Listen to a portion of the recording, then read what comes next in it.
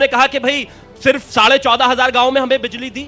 आपने अगर 4.5 लाख गांव में दी तो एहसान नहीं किया भाई, बेसिक राइट है बिजली। 58 साल में भी अगर देश में बिजली नहीं ला पाए तो एहसान है क्या इस बात का? अगर दिल्ली जैसे शहर में भी बिजली नहीं आती थी तो एहसान है इस बात का? अगर गांव का किसान जो है रात भर ट्यूबवेल पर इसलिए लेटा रहता था क्योंकि 1 घंटा बिजली मिलती थी समाजवादी के समय में, तो एहसान है क्या इस बात का? नहीं, 24 घंटा बिजली इस देश की जरूरत है। और ये 2014 में नहीं, 60s में हो जाती तो ज्यादा बेहतर रहता। हमारे साथ जो आजाद हुए देश है वो कहां पहुंच गए? ये आज भी हमें यही गिना रहे कि नहीं हमने 4.5 लाख गांव में बिजली दे दी। बस करो भाई। और एक और चीज मैं कहना चाहता हूं, विषय बहुत साफ है। अब यहां पर सिर्फ इतना नहीं है कि विकास उन्होंने भी किया, विकास हमने भी किया। अब बात रफ्तार की है। अगर ये 11 किलोमीटर रोड बनाते थे तो हम 37 बनाते हैं। अगर इन्होंने फिर सिर्फ 58 साल में मात्र जो है 6 एम्स बनाए तो हमने 23 बनाए।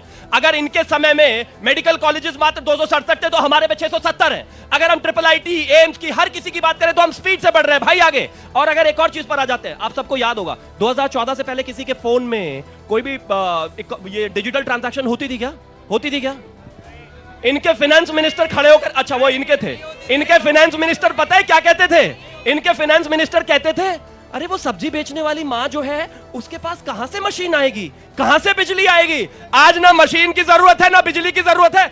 70 साल में इनसे ये सोचा नहीं गया और आज कहते नहीं हमने विकास किया। अगर किया होता ना तो इस देश की जनता इतनी समझदार है, वो आपको फिर से ले वाला और उनको जवाब देने दीजिए। राजकुमार भाटी जी, वो आंकड़ों में मैं भी थोड़ी कच्ची हूँ, एक बार दुरुस्त कर देती हूँ जो मैंने आपको बताया था। एक सेकंड बस आंकड़ों की बात हो रही है। हाँ, तो मैं आपसे ये कह रही थी कि ये जो 2013-14 में सरकारी बैंक का मुनाफा था वो था 37,000 करोड़ के करीब, और अब जो मुनाफा है वो हुआ है 3 लाख करोड़ के करीब। तो मैं इसमें डिफरेंस आपसे रुबिका जी, मैं इसका जवाब दे दूं? मुनाफा मैंने घाटा कहा था कि मुनाफा। मैं एक लाइन में उसका जवाब दे दूं? आपके आंकड़े का विरोध किया ही नहीं। हाँ। एक चीज है, एक आदमी है, हाँ। उसकी आप एक विशेषता बता रही हैं कि चश्मा बहुत बढ़िया है इसका, हाँ। लेकिन उसकी कमीज फटी हुई है, बटन टूटे हुए हैं, जूते गंदे हो रहे हैं, और वो आदमी तो ये चीजें भी तो बताई जाएंगी। ठीक है, आपने एक विशेषता बता दी। दूसरा आंकड़ा बताता हूँ, मेरा आंकड़ा भी कोई, एक लाइन इसमें ऐड कर देता हूं। अगर मेरा आंकड़ा भी कोई गलत हो। सत्य प्रकाश जी, अब एक बार आंकड़ा। अब जो लेटेस्ट इकोनॉमिक सर्वे देश का आया है, जो भी उपलब्धियां बता रहे थे, हाँ। देश के 41% प्रॉपर्टी देश की, 1% लोग मालिक हैं उसके। ये देश के लिए बहुत भयानक है। ये जब आंकड़े पेश करते हैं तो उसमें वो 1% भी शामिल होते हैं। देश में असमानता बढ़ रही है, देश में इकोनॉमिक असमानता बढ़ रही है, गरीब और गरीब होता जा रहा है, अमीर और अमीर होते जा रहे हैं। वापस वही बात हो गई मैं कि एक आप जो है, एक पॉइंट बताना चाहता बस हूं। एक सेकंड, रुबिका जी मुझे एक आंकड़ा आप दोनों की इजाजत के साथ सिर्फ एक बात, आप जो वो चश्मा ही देख रहे हैं, आप भी तो सिर्फ एक ही काला दाग देख रहे हैं ना। आप पूरा चांद तो देख ही नहीं रहे हैं। मैंने तो 10 गिनवाए। आप बताइए, ये जो अमीर हुए हैं 1% लोग, ये पिछले 10 साल में ही हुए हैं, इससे पहले नहीं था आंकड़ा, इससे पहले इनकी शुरुआत नहीं हुई थी। देश की ये सबसे गंभीर समस्या है कि अमीर और अमीर होते जा रहे हैं, गरीब और गरीब होते जा रहे हैं।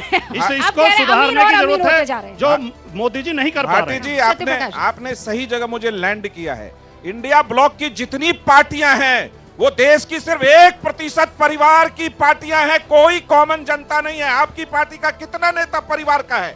और आप एक बात बताइए भाटी जी, ये भूल गए कि हर घर नल का जल पहली बार मोदी सरकार ने ये योजना लाया। बुंदेलखंड में आप कभी आपकी पार्टी पानी पहुंचा पाई थी, समाजवादी पार्टी, लेकिन नरेंद्र मोदी की सरकार ने 10,000 करोड़ का प्रोजेक्ट बुंदेलखंड जैसे प्यासे क्षेत्र में पहुंचाया और आप पहुंचा नहीं पाए। जो काम किया है उस पर जनता के बीच सामने गए हैं, बिना काम किए जनता के बीच नहीं गए हैं। ये शराब पहुंचाते हैं इंडिया लाइंस वाले, अरविंद केजरीवाल है तो उसमें नंबर 1 सीटें आप हारने जा रहे हैं। बुंदेलखंड की जनता में इतना आक्रोश है, आज हमारे नेता बुंदेलखंड में थे, वहीं रैलियों को संबोधित कर रहे थे। बड़ा आरोप लगा रहे, बोल रहे आपके गमछे में तो पानी पहुंचा दिया आपने, लेकिन बुंदेलखंड के नलों में आप आज तक पानी ना पहुंचा पाए। बुंदेलखंड के लिए जब हमारी सरकार उत्तर प्रदेश में थी, समाजवादी पार्टी की सरकार थी, आप बुंदेलखंड में रिपोर्टिंग करने जाएं, सबसे शानदार काम समाजवादी पार्टी की सरकार ने किया। उनके भोजन की, पानी की व्यवस्था, तभी उन्होंने हरा दिया इनको। तहसील अपनी बात रखिए, उसके बाद मैं फर्स्ट टाइम वोटर्स के बीच। जी देखिए, एक मैं आंकड़े पर बात करना चाहता हूँ। आपने बिल्कुल सही कहा रुबिका जी, कमेंटेटर्स आपको आगे बुलाया जाए। हाँ, बात आपने बिल्कुल सही कहा कि 2014 में 38,000 करोड़ लगभग ग्राउंड फिगर प्रॉफिट था, अब 3 लाख करोड़ प्रॉफिट है। बिल्कुल सही कहा आपने।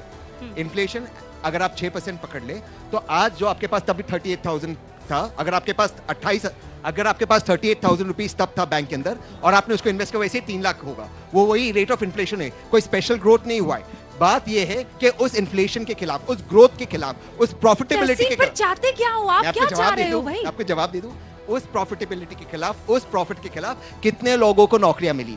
2 लाख भारतीयों ने अपना पासपोर्ट छोड़ा और एनसीआरबी की डेटा है 1,25,000 युवाओं ने आत्महत्या की। अधिकतर युवाओं ने आत्महत्या की कि उनके पास नौकरियां नहीं। बिल्कुल सही सत्य जी ने कहा कि देश का दुनिया का सबसे 5वां बड़ा इकॉनमी हमने बढ़े, लेकिन वो इकॉनमी कुछ चंद लोगों के लिए है। देश में बेरोजगारी चरम पे है, देश में लोगों के पास नौकरियां नहीं है और महंगाई लोगों की पीठ तोड़ रही है। ये सच्चाई है, ये सच्चाई आपको नहीं बताना है, आपको मतलब सरकार को।